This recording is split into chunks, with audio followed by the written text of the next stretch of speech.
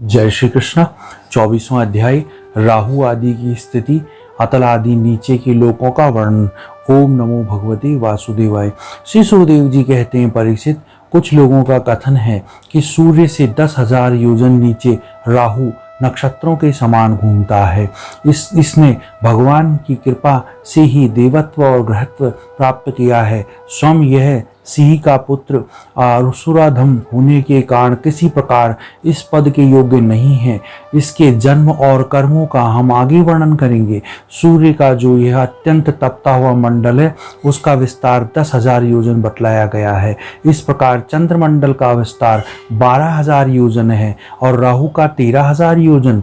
अमृतपान के समय राहु देवता के वेश में सूर्य और चंद्रमा के बीच में आकर बैठ गया था। उस समय सूर्य और चंद्रमा ने इसका भेद खोल दिया था। उस वैर को याद करके यह अमावस्या और पूर्णिमा के दिन उन पर आक्रमण करता है। यह देखकर भगवान ने सूर्य और चंद्रमा की रक्षा के लिए उन दोनों के पास अपने प्रिय आयुध सुदर्शन चक्र को नियुक्त कर दिया है। यह निरंतर घूमता रहता है, इसलिए राहु उसके असह्य तेज से उद्विग्न और चकित होकर मुहूर्त मात्र उनके सामने टिककर फिर सहसा लौट आता है। उसके इतनी देर उसके सामने ठहरने को ही लोग ग्रहण कहते हैं।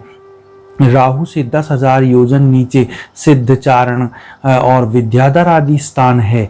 इनके नीचे जहाँ तक वायु की गति है और बादल दिखाई देते हैं, अंतरिक्ष लोक है। यह यक्ष, राक्षस, पिशाच, प्रेत और भूतों का विराज स्थल है। उससे नीचे 100 योजन की दूरी पर पृथ्वी है, जहाँ तक हंस, गिद्ध, बाज और गरुड़ आदि प्रधान पक्षी उड़ सकते हैं, वहीं तक उसकी सीमा है। पृथ्वी के विस्तार और स्थिति आदि का वर्णन तो हो ही चुका है। इसके भी नीचे अतल, वितल, सुतल, तलातल, महातल, रसातल और पताल नाम के 7 भूविवर हैं। यह एक के नीचे एक 10,000 योजन की दूरी पर स्थित है और इसमें भी प्रत्येक की लंबाई और चौड़ाई भी 10-10 हजार योजन ही है। यह भूमि के बिल भी एक प्रकार का स्वर्ग ही है। इनमें स्वर्ग के से भी अधिक विषय भोग, ऐश्वर्य, आनंद, संतान, सुख और धन संपत्ति है। यहाँ के वैभवपूर्ण भवन, उद्यान और क्रीड़ा स्थलों में दैत्य, दानव और नाग तरह तरह की मायामयी क्रीड़ाओं करते हुए निवास करते हैं।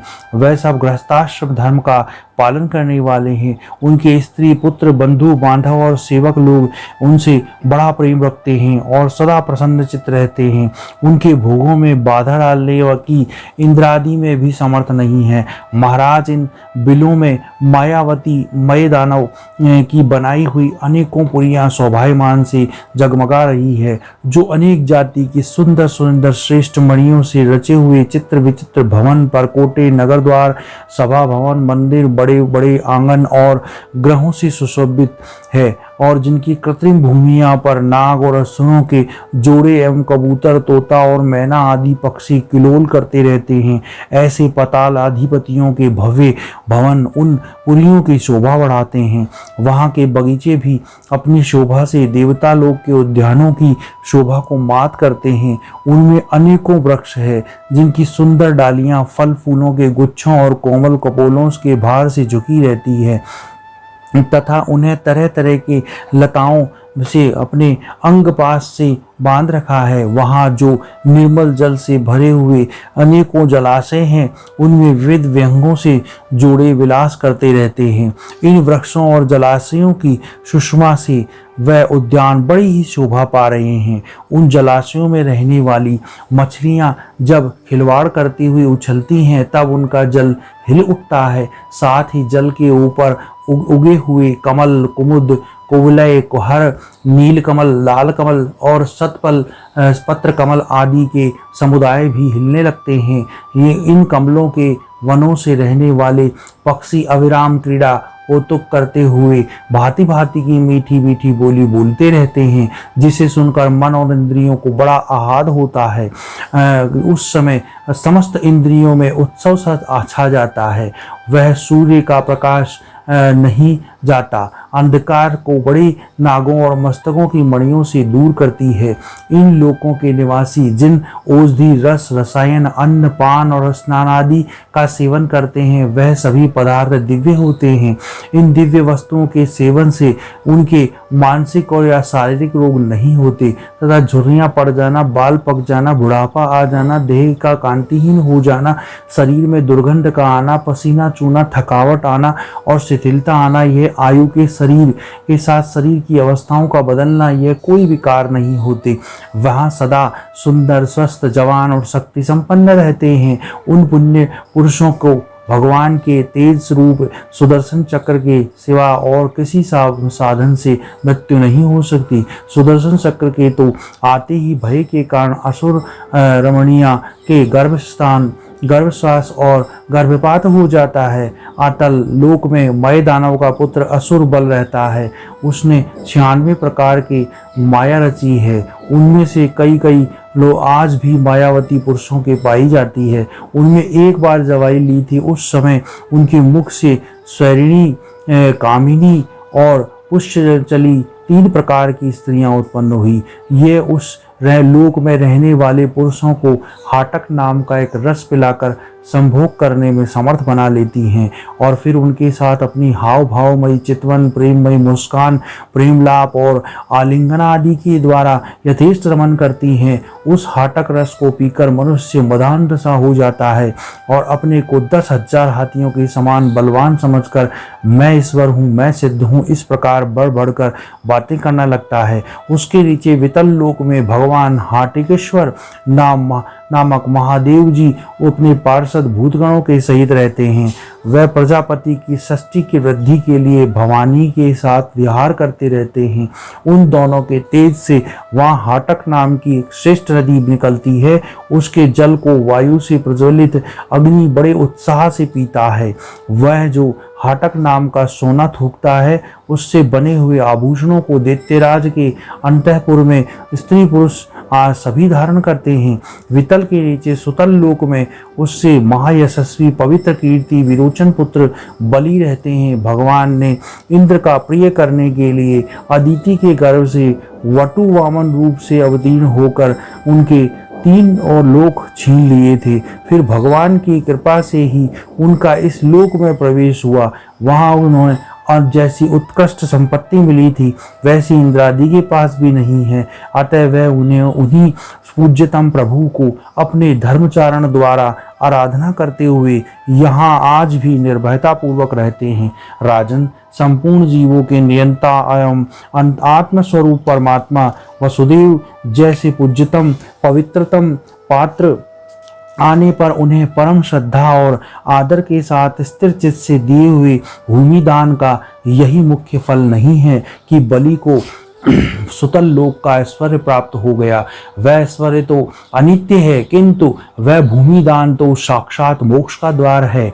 भगवान का तो छींकने, गिरने और फिसलते समय विवश होकर एक बार नाम लेने से भी मनुष्य सहसा कर्म बंधन को काट देता है, जबकि मुमुक्षु लोग इस कर्म बंधन के को योग साधन आदि अन्य साधनों उपायों का आश्रय लेकर बड़े कष्ट से कहीं काट पाते हैं। अतः अपने संयमी भक्त और ज्ञानियों को स्वरूप तय प्रदान करने वाले और समस्त प्राणियों के आत्मा श्री भगवान को आत्मभाव से किए हुए भूमिदान का यह फल नहीं हो सकता। भगवान ने यदि बलि को उसके सर्वसत्वादान के बदले अपनी विस्मृति कराने वाला यह मायामय भोग और ऐश्वर्य ही दिया तो उन्हें उस पर कोई बड़ा अनुग्रह नहीं किया। जिस समय कोई और उपाय न देखकर भगवान ने याचना के छल से उसका त्रिलोकी का राज्य छीन लिया और उसके पास केवल उसका शरीर मात्र ही शेष रहने दिया, तब वरुण के पासों में बांधकर पर्वत की गुफा में डाल दिए जाने पर उसने कहा था, खेद है, ऐसे ऐश्वर्यशाली इंद्र विद्वान होकर भी अपना सच्चा स्वार्थ सिद्ध करने में कुशल नहीं है। इसने संपत्ति लेने के लिए अनन्य भाव से बृहस्पति जी को अपना मंत्री बनाया, फिर भी उनकी अवहेलना करके इसने श्री विष्णु भगवान से अपना दास्य ना मांगकर उनके द्वारा मुझसे अपने लिए ये भोग ही मांगे। यह तीन लोग तो केवल एक मनवंतर तक ही रहते हैं, जो अनंत काल का एक अवयव मात्र है। भगवान के केकर्य के आगे भला इन तुच्छ भोगों का क्या मूल्य है। हमारे पितामह प्रहलाद जी भगवान के हाथों अपने पिता हिरण्याकशिपु के मारे जाने पर प्रभु की सेवा का ही वर मांगा। भगवान देना भी चाहते थे तो भी उनसे दूर करने वाला समझकर उन्होंने अपने पिता का निष्कंटक राज्य लेना स्वीकार नहीं किया।